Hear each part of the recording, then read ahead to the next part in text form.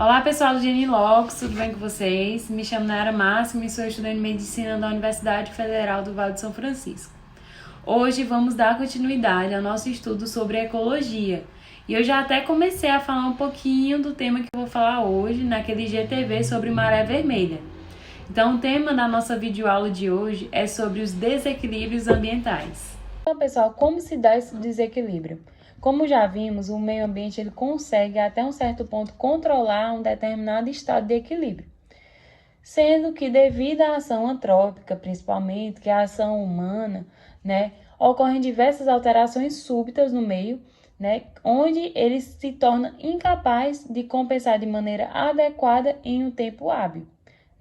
Então, por esse ser um assunto muito complicado de ser explicado sem exemplos, vamos dar vários exemplos nessa aula. Vamos começar com a parte biótica, as alterações bióticas e depois as abióticas. Então, começando nesse slide, falando sobre a introdução de espécies, vamos entender o que é a introdução de espécies. É quando uma espécie exótica ela é colocada em um novo ambiente e não sabemos ainda se ela vai se adaptar ou não, se ela vai ser benéfica ou se ela vai ser danosa àquele novo ambiente.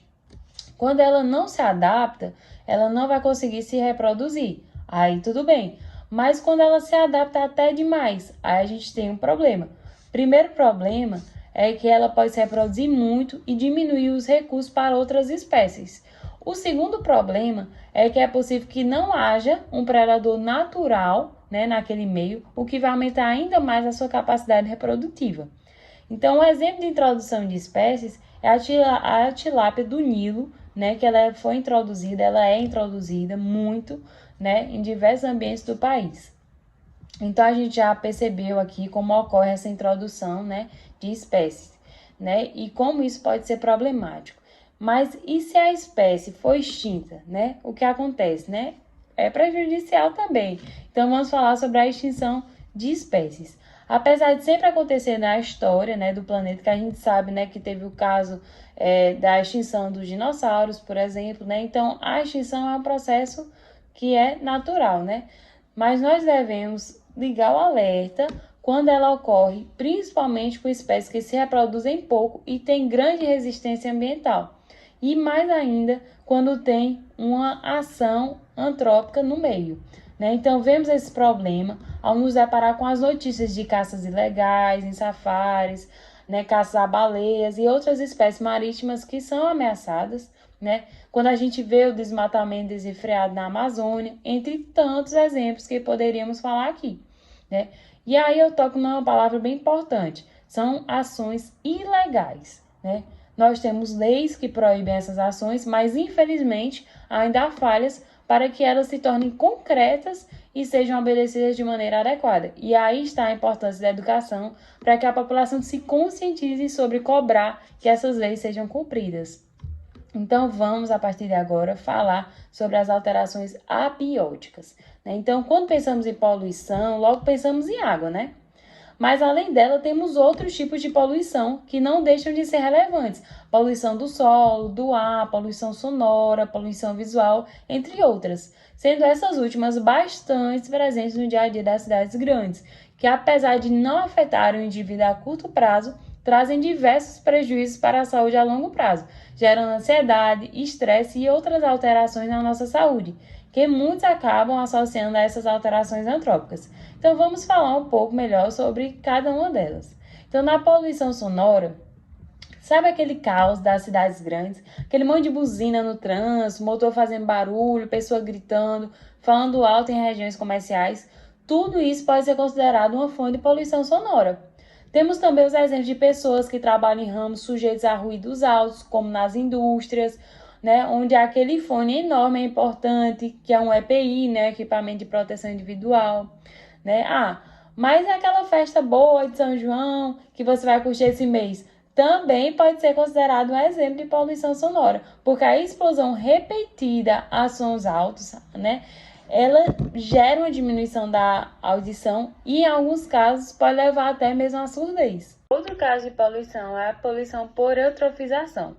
Nela, você vai ter o excesso de nutrientes, que é nitrogênio e fósforo naquela água, E aí vai ter uma proliferação de algas e de fitoplâncton por conta do excesso de nutrientes que está disponível. Então, vai aumentar a quantidade de seres naquele ambiente, certo? Então, vai aumentar a quantidade de algas, né, e de fitoplâncton, né? E aí, por conta disso, vai ter um aumento da turbidez, limitando a passagem de água, certo? Então, esses indivíduos que eu falei, eles ficam como se fosse na primeira camada, na camada mais superficial da água, formando como se fosse uma espécie de lâmina. Então, ela vai limitar a passagem de luz, né, ao ter essa proliferação exagerada desses organismos. E aí, por conta disso, vai ter a morte e a decomposição de material vegetal, né, que estão mais abaixo, né, e o aumento da quantidade de bactérias decompositoras por conta dessa morte desse material vegetal, certo? Então, vai surgir o quê? O aumento da quantidade de bactérias para decompor aquele material morto, né? E aí, com isso, vai estar a diminuição do oxigênio dissolvido na água, né? Porque essas bactérias decompositoras, elas também vão pegar o oxigênio, né? Então, vai ter aumento da DBO, que é a demanda bioquímica por oxigênio, né? E por conta disso, vai ter uma redução do oxigênio, porque o oxigênio que está naquele meio, ele não é suficiente para a enorme quantidade de indivíduos, né? De seres que estão ali. E aí, por conta disso, vai ter a morte de espécies animais e vegetais, né? Porque tem pouco oxigênio, e a produção de compostos no estado reduzido, né? Como gases de metano e enxofre.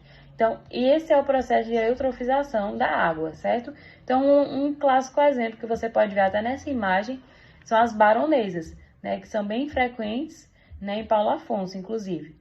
Né? Aí temos também a poluição térmica, né, que ela vai acontecer principalmente em regiões próximas às usinas elétricas e atômicas, né, como as localizadas em Itaipu e Angra dos Reis. E esse aumento de temperatura, né, pode aumentar, né, porque para ela acontecer, né, para essa usina ela funcionar, ela vai aumentar a temperatura, certo? Então pode afetar o número de diversas espécies, né, que não vão tolerar esse aquecimento e vão aumentar as que se beneficiam com esse aquecimento. E aí vai gerar um desequilíbrio, certo? E aí, além disso, tem a elevação da temperatura, ela vai propiciar o crescimento de fungos e bactérias que podem causar doenças nos outros seres vivos que vivem ali, aumentando ainda mais a morte das espécies, né? O oxigênio também vai ficar menor, em menor quantidade, né? Porque a temperatura alta diminui a sua concentração na água. Outro exemplo de poluição é a poluição do ar. Essa aqui é bem ampla, né?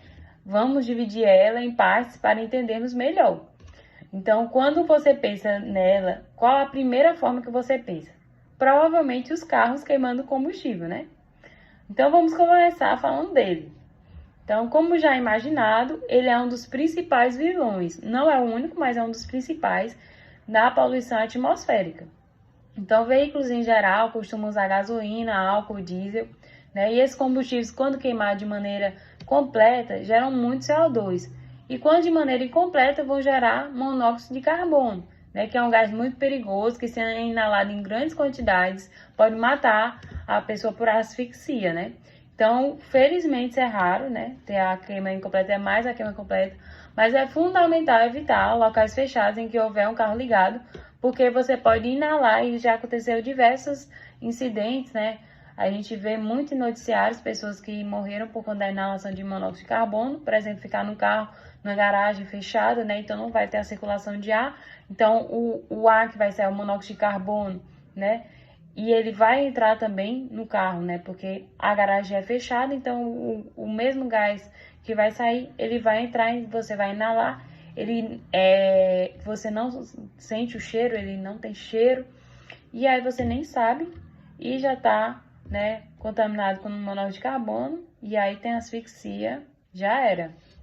Então, vamos falar um pouco melhor agora do diesel, né? Quem é que já parou para reparar que os postos de gasolina temos dois tipos, né? Temos o diesel S10, né, e o S500, né? Você que nunca percebeu isso, tudo bem, que eu vou explicar aqui rapidinho, né, o que essa numeração ela significa, né? Então, esse número, ele significa a quantidade de enxofre que tem ali no diesel, né? Que é menor no tipo S10, tem menos enxofre, né? Só que ele é mais caro, né? E a queima do diesel, ela vai liberar o dióxido de enxofre, né? Que é o SO2. E também vai liberar o dióxido de nitrogênio, o NO2. né, que podem reagir com o vapor da água da atmosfera e causar um fenômeno bem conhecido nas grandes cidades, que é a chuva ácida, né? Então, essa chuva ácida ela vai causar danos no solo, na vegetação, nos reservatórios de água, além de ser corrosiva, né, para diversas coisas, como, por exemplo, os próprios carros, né? Então, por fim, além da queima de combustíveis fósseis, temos também outro grande responsável pela poluição ambiental, que é o metano, o CH3, né? E ele é liberado especialmente por bovinos, né? Aí outro ponto que vamos abordar é sobre o aquecimento global. Então, eu vou começar esse tópico com uma pergunta. O efeito estufa é prejudicial? A resposta é não, né? Então, o problema é como ele está agora, né? O problema é ele, o problema é como ele está, né? Então, em grande parte, devido às alterações feitas pelo homem na atmosfera, com a poluição do ar, né, que a gente acabou de falar, a liberação dos poluentes na atmosfera atinge hoje situações preocupantes, né? E a cúpula do clima, que ocorreu no ano passado, trouxe dados alarmantes, né? Estamos cada vez mais perto do ponto em que nenhuma mudança por parte dos países será capaz de reverter os danos causados pelo homem. Então, infelizmente, também foi visto que os países mais ricos, eles estão se omitindo da sua responsabilidade de melhorar esse índice. E o nosso país ele está em quarto no ranking de emissão de gases, né? Então, as consequências do aquecimento global são desastrosas, né? Temos o derretimento das geleiras, a acidificação dos oceanos, além das mudanças climáticas. Viram só o que aconteceu recentemente com as chuvas em Recife? Ela é considerada a capital mais vulnerável às mudanças climáticas. Então, outra coisa que vamos falar é sobre a poluição por substâncias não biodegradáveis. O que seria algo não biodegradável? Lembra dos decompositores? Então, eles não conseguem degradar essas substâncias, por isso o nome, né? Não biodegradáveis. Então, um exemplo disso é o mercúrio, muito usado em indústrias químicas, né? E pode poluir a água e se concentrar em animais que consomem ela. Então, o animal ele consumiu o mercúrio sem querer e aí fica impregnado no seu organismo, não consegue ser liberado, né? E ela nos animais, né? Você lembra da cadeia alimentar? Então, olha aqui um exemplo dela, né? Dessa vez é prejudicial, porque um consumidor terciário, ele vai ter muito mais mercúrio do que o primário, certo? Porque o primário, ele consumiu lá o mercúrio. Aí, o secundário, ele vai ter aquela exposição dele mesmo, né? Da parte dele, do nível trófico dele, e ele ainda vai consumir o outro ser, que ele vai ter o mesmo mercúrio que foi consumido. Então, aquele mercúrio não é perdido. Então, vai somando aquela quantidade. Então, um consumidor terciário, ele já consumiu o secundário, que consumiu o primário. Então, vai somar todos esses mercúrios. Então, o que mais vai ter a absorção, o armazenamento de mercúrio, vai ser justamente quem está no topo da cadeia alimentar, o lixo. Então, por fim, não poderíamos deixar de falar dele, né? O famoso lixo, o nosso lixo. Você sabe o quanto você produz de lixo por dia? Provavelmente não, né? Mas aqui no Brasil produzimos, em média, mais de meio quilo de lixo por dia, né? Mas há populações como nos Estados Unidos, onde a média é de 3 a 4 vezes maior que a nossa. É muito lixo, minha gente. Então, o uso de diversos itens viram os itens descartáveis, né, que facilitam a nossa vida, eles são protagonistas dessa produção diária, né? Já que é descartável. Então, você consumiu qualquer coisa que vem num produto descartável. Esse produto, ele vai ser jogado fora. Então, ele vai somar, né, tanto no volume, né, quanto no peso de lixo. Então, além da produção excessiva de lixo, temos também o problema do seu descarte. A grande maioria ainda é feita em lixões a céu aberto, né? O que acaba poluindo o solo, em alguns casos até os cursos de água subterrânea, né? E aí gerando também doenças nas populações que vivem próximas às regiões desses lixões abertos, né?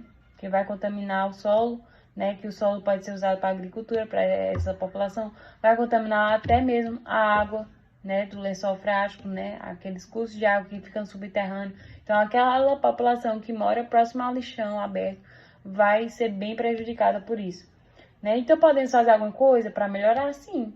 Não é o ideal, mas temos aterros sanitários, né?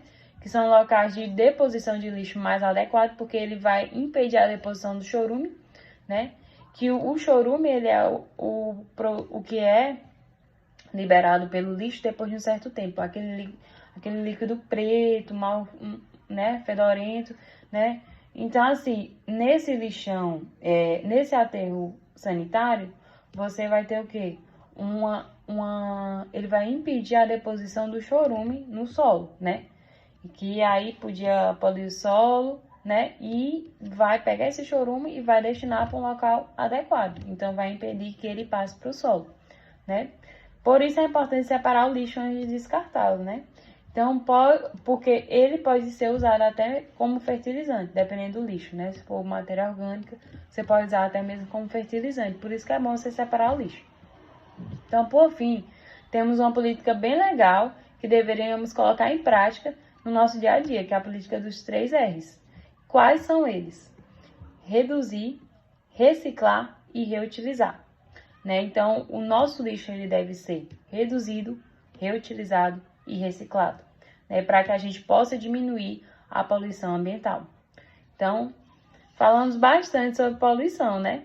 Então, vamos assistir com calma essa videoaula, porque tem muito assunto. Pode dar uma pausazinha, voltar, e logo mais vamos ter uma videoaula sobre resoluções de questões sobre desequilíbrio ambiental, né? Então, esse assunto cai bastante, poluição, desequilíbrio ambiental cai muito no Enem, né? Então, obrigada pela atenção de vocês e até a próxima aula.